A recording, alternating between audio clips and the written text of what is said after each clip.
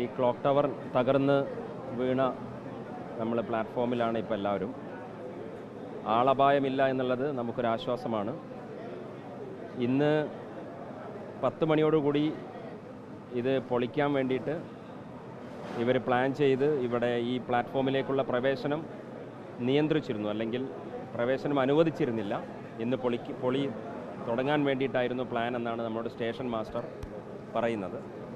പക്ഷേ ഈ ട്രെയിൻ രാവിലെ ഇവിടെ 9:15 വന്ന ട്രെയിനാണ്, 2:05 എടുക്കുന്ന ട്രെയിനാണ്. ആ ട്രെയിൻ ഇവിടെ കിടപ്പുണ്ട്, കണ്ണൂർ കോഴിക്കോട് പാസഞ്ചർ. ഇന്ന് 10 മണിയോട് കൂടിയിട്ട് അവർ ഇത് പൊളിക്കും. അതുകൊണ്ട് ഞങ്ങൾ ബ്ലോക്ക് ചെയ്തിരുന്നതാണ് സ്റ്റേഷൻ മാസ്റ്റർ നമ്മോട് പറഞ്ഞത്. സ്റ്റേഷൻ മാസ്റ്റർ പറഞ്ഞ വിവരമാണ് ഞാൻ നിങ്ങളോട് പങ്കുവെക്കുന്നത്. എന്തായാലും കംപ്ലീറ്റ് നമ്മുടെ എല്ലാ ട്രെയിനിൻ്റെ സമയക്രമങ്ങളും ഇനി പുനഃക്രമീകരിക്കേണ്ടി വരും. നമുക്ക് സൗത്തിൽ നിന്ന് വരുന്ന വണ്ടികളൊക്കെ ഫറൂഖിൽ വന്ന് തിരിച്ചു പോകുന്നു. നോർത്തിൽ നിന്ന് വരുന്ന വണ്ടികളൊക്കെ നമ്മുടെ വെള്ളയിലും മറ്റൊക്കെ വന്ന് തിരിച്ചു പോകുന്ന രീതിയിലുള്ള ക്രമീകരണങ്ങളാണ് ഇപ്പോൾ ഇവിടെ വരുത്തിയിട്ടുള്ളത്. നമുക്ക് 4th പ്ലാറ്റ്ഫോമിലൂടെ മാത്രം പാസഞ്ചർ വാഹനങ്ങളൊക്കെ മാത്രം കയറ്റി വിടുന്ന രീതിയിലാണ് നിലവിൽ നമുക്ക് ഇവിടെ ക്രമീകരണം. എന്തായാലും നമ്മുടെ ടോട്ടൽ റെയിൽവേ സംവിധാനത്തിൻ്റെ ഈ ഫ്ലോ അതിനെ ബാധിക്കുന്ന രീതിയിൽ തന്നെയാണ് ഇപ്പോൾ ഇവിടുത്തെ സാഹചര്യം ഉള്ളത്. നമ്മൾ നിന്ന് സംസാരിക്കുന്ന ഈ പ്ലാറ്റ്ഫോമിൻ്റെ റൂഫ് പോലും അപകട നിലയിലാണ് എന്ന് നമുക്ക് പറയേണ്ടി വരും. ഇവിടെ ജയന്തൊക്കെ പറഞ്ഞ പോലെ ഇതൊക്കെ എത്രയോ നേരത്തെ നമുക്ക് തീർക്കേണ്ടതായിരുന്നു. ഈ കാര്യങ്ങളിലൊക്കെ വളരെ മെല്ലെപ്പോക്ക് ഉണ്ട്. കരാറുകാരും മറ്റും ഉദ്യോഗസ്ഥ തലത്തിലൊക്കെ ഒരു വളരെ സ്ലോ ആയി, നമുക്കൊരിക്കലും ന്യായീകരിക്കാൻ പറ്റാത്ത വിധത്തിലുള്ള വളരെ സ്ലോ മൂവ്മെൻറ്റ് ഇതിനകത്തുണ്ട്. അതേറ്റവും നിർഭാഗ്യകരമാണ്. നമ്മളിപ്പോൾ ഞങ്ങളൊക്കെ പുതിയ MLA-മാരാണ്. ഞങ്ങളിതൊക്കെ പഠിക്കുന്ന സമയത്ത് ഇതൊക്കെ വളരെ അടിസ്ഥാന തലത്തിൽ തന്നെ നിൽക്കുന്നു എന്നതാണ് ഇവിടുത്തെ ദുഃഖകരമായ ഒരു കാര്യം. ഇതെന്തായാലും പൊതുജന ശ്രദ്ധയിൽ വരികയും ഈ ടോട്ടൽ കോഴിക്കോട് റെയിൽവേ സംവിധാനം ഇവിടുത്തെ ടോട്ടൽ സന്നാഹങ്ങളെ പുനഃക്രമീകരിക്കുന്ന പ്രോജക്റ്റുകൾ വളരെ സ്പീഡാകാൻ ഇത് നിമിത്തമാകുമെങ്കിൽ, ഇതൊരു കാരണമാകുമെങ്കിൽ അത് നല്ലതാണ്. ഇത് ജനങ്ങളുടെ ശ്രദ്ധയിൽ വന്നൊരു സോഷ്യൽ ഓഡിറ്റിംഗ് ശക്തമായി ഇനി വരാൻ പോവുകയാണ്. അർത്ഥത്തിൽ നടക്കട്ടെ എന്നാണ് നമ്മളൊക്കെ ആഗ്രഹിക്കുന്നത്. 10 മണിയോടുകൂടിയിട്ട് ഇവർ പൊളിക്കിച്ച് നിയന്ത്രിക്കാൻ വിചാരിക്കുന്നതാണെങ്കിൽ ഈ ട്രെയിൻ എങ്ങനെ ഇവിടെ വന്നു എന്നുള്ളൊരു ചോദ്യമുണ്ട്.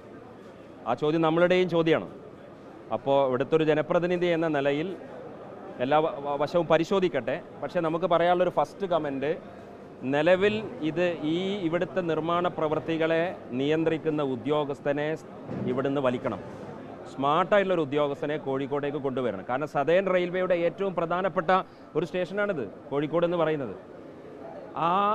അവിടെ ഇത്തരം ഉഴപ്പിപ്പോകുന്ന കരാറുകാരെ അല്ലെങ്കിൽ ഇതിൻ്റെ നിർമ്മാണ പ്രവൃത്തി ചെയ്യുന്ന ആളുകളെ അത് വീഴുന്ന സമയത്ത് അതിങ്ങനെ കണ്ടു നിന്നതിന് ന്യായം പറയുന്ന ഉദ്യോഗസ്ഥന്മാരല്ല ഇവിടെ വേണ്ടത്. അതുകൊണ്ട് സദേൺ റെയിൽവേ കോഴിക്കോട്ടെ ഇതിന് ബന്ധപ്പെട്ട ഉദ്യോഗസ്ഥരെ മുഴുവൻ ഇവിടെ നിന്ന് സസ്പെൻഷൻ കൊടുത്ത് വളരെ പെട്ടെന്ന് ഇവിടുന്ന് ടെർമിനേറ്റ് ചെയ്യണം.